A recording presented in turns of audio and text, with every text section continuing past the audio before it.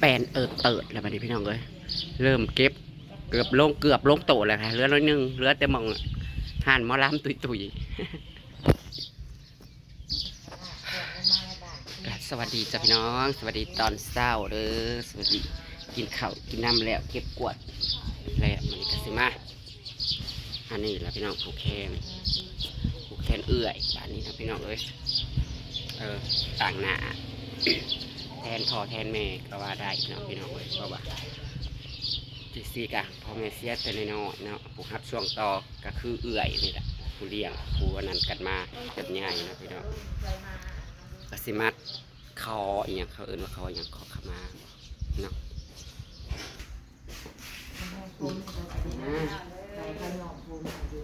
แย่ไม่เมียนชิงทองแล้วเหรอ โอ้ยโล่งแล้วบัดนี้พี่น้องเอ้ยกูขึ้นไปทั้งพวกเจ้านะว่าเจ้านะว่าแม่ที่ยังมีอยู่ขึ้นสบายดีเด้อพี่น้อง แล้วการแล้วงานแล้วกับพี่น้องเอ้ยสิมา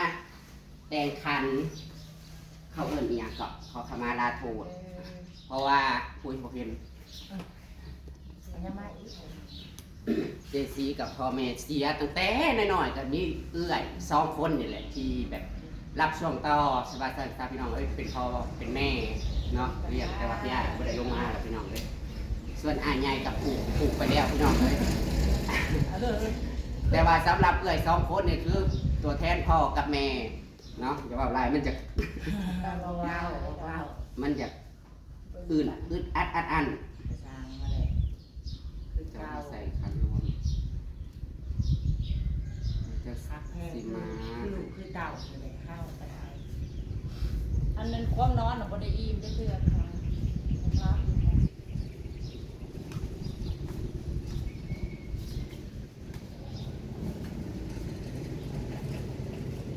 รวมกันเลย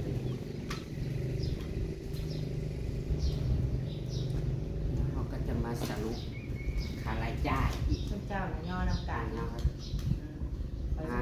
วน้องกับสิมาแต่งคันขอขมาลาโทษขอบุญขอบคุณว่าจะได้ทำเว้าได้การจะทำได้ดีน้องได้เว้าได้ร่วมเกินเอื้อยทั้งสองคอยเอื้อยทั้งสองและโหสิกรรมให้กันบ่อยเป็นบาปเป็นขีเด้อ หายเจ้าโอดคือมีโศกมีลาบจุดดับละมันนี้นักแข่งกันคืออะไรว่าจ้ามีสางลูกคู่คือขึ้นมันนี่มียังกันหาเงินมาครับแต่ให้มันมาเฮงๆเลยให้กดนี้ให้กดนี้ให้กดนี้ดีกดเข่าดีกดเข่าดีกดเข่าอ้าวในงานแต่งของน้องก็มีอย่างในผมแกในเดือนอยู่ดีมีแห้งอยู่ดีมีแห้งเบิ่งให้แห้งเกี่ยงกันมาแต่น้อยๆ เบิ่งกันตลอดไปโอ้ใช่พี่น้องนุ่งลูกหลานสุขุนนายคนนี้ลูกค้า แห้งอะไรอ้ายเจ้าแห้งคันโมเมนต์งานน้องเช้าคนนี้เว้ยดาวว่าท้องชันเช่นอยู่แล้วจ้าถูกให้คือให้เกินเพื่อเราจะก่อน ให้กดนี้ให้กดนี้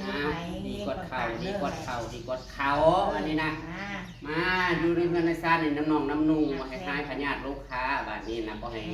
เก็บอดๆแก่ช่วงเช้าตัวไม่ใช้กระดาษเจ้าเป็นแม่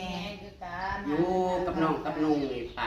ตลอด ย่ำน้องไปไทยไทยคลิปกับยูนั่นนี่ได้ยู แง่ให้เบิ้งให้บอกให้ซ้อนเอาน้องเคยกับมันเว้าบ่ถือบ่ต้องให้เว้าโลดบ่ได้ให้นั่นแนวใดไม่ว่าให้ น้องก็บอกให้น้องน้อยมุกน้อยใจน้องหักแพงคือน้องใช่เฮากิ้งโลดให้คิดนั่นไปใช้ก็สะดวกสบายหาเงินหาคำเฮากับบริคิดยังเด้เพราะว่ามีปาก คุณเบิ้งที่เพราะว่าทางคุณกับมีแม่ก็ได้เบิ้งแม่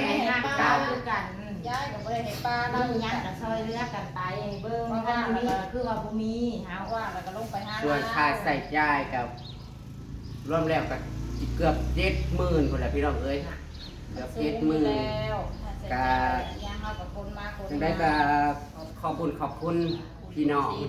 FC เบิร์ดสกูสุคนเนาะที่ซอยผูกแขน JC เข้ามากันสั่นเลยโอ้ย JC บ่แล้วงานพี่น้องเอ้ยแล้วงานอยู่แต่อาจสิเป็นหนี้เป็นสินเนาะจะได้ก็ขอบ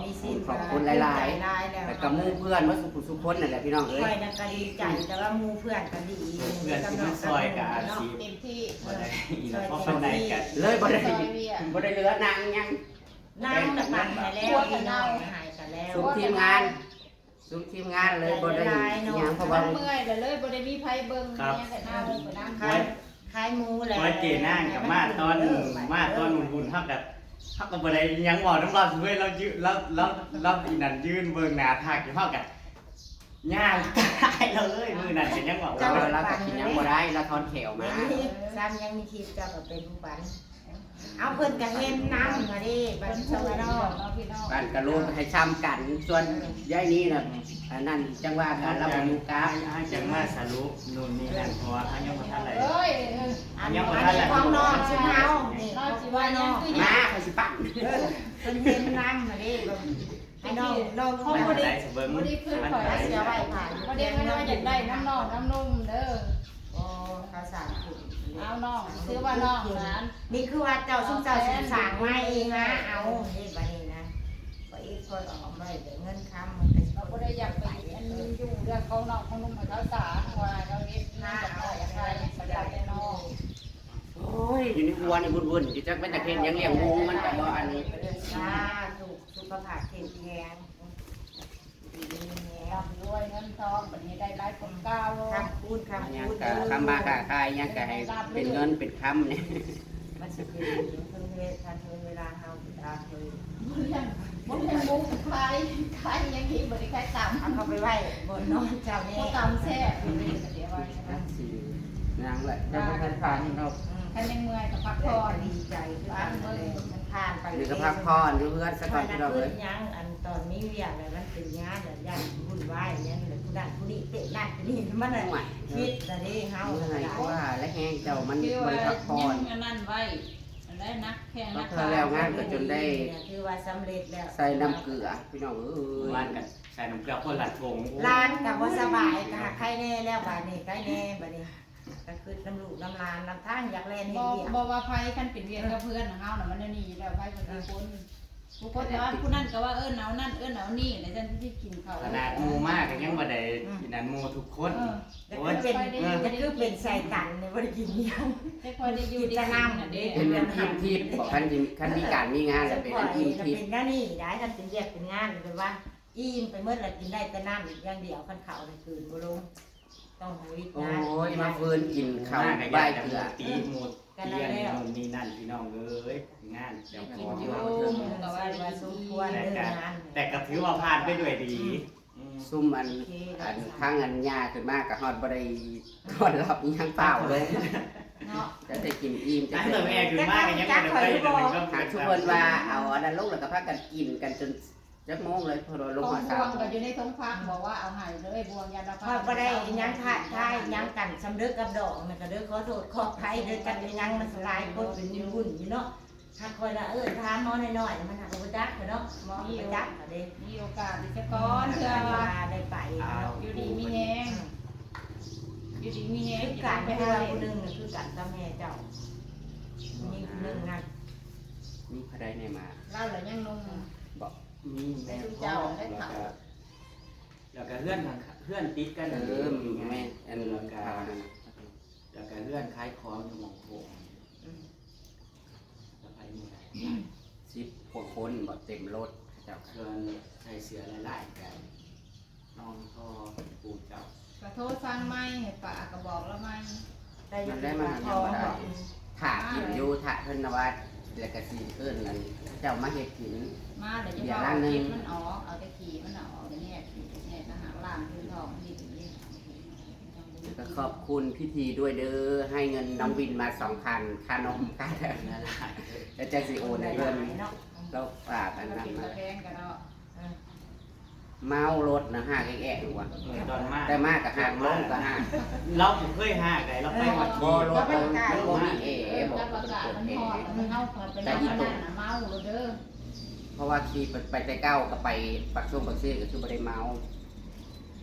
อืม มันก็ไก่เติบไปเนาะ รูปว่ากันโจ๊กไปด้วยดีพี่น้องเอ้ยเก็บเครื่องเก็บของกัน แล้วจะต้องเลือก เลือกแล้วว่าเพิ่นเอาสิให้เก็บอัน ไม่แต่